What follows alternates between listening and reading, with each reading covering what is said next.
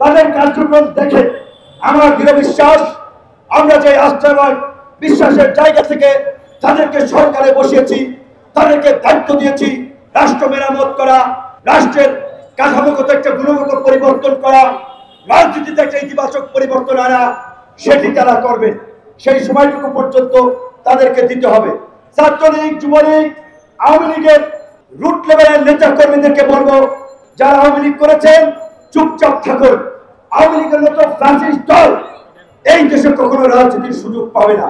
এখন পর্যন্ত পুরোপুরি আইন শৃঙ্খলা পরিস্থিতি স্বাভাবিক হয় নাই, কাজেই দুর্বৃত্তদেরকে প্রতিহত করা জনগণের দায়িত্ব। তাহলে এই ছাত্রলীগ, যুবলীগ, আওয়ামী লীগ যদি দেশকে অস্থিতিশীল করতে চায়, তাদেরকে গণধোলাই দেওয়া আপনাদের দায়িত্ব। স্বরাষ্ট্র উপদেষ্টাকে আমরা বলবো, সারা বাংলাদেশে ছাত্র নাগরিকদের কাছে এই ফ্যাসিস্ট শক্তি পরাজিত হলেও গোপালগঞ্জ থেকে তারা এখন আস্ফালন দেখাচ্ছে।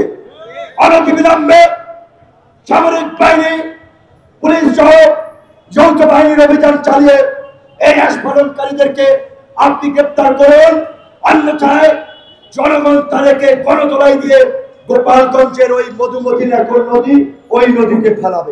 স্কুল, কলেজ, বিশ্ববিদ্যালয়, মাদ্রাসার ছাত্র, শিক্ষক, সাংবাদিক, নাগরিক সমাজ, রাজনৈতিক দল, সর্বস্তরের জনগণ যখন এই আন্দোলনকে সমর্থন দিয়েছে, অংশগ্রহণ করেছে, তখনই কিন্তু গণ অভ্যুত্থান হয়েছে।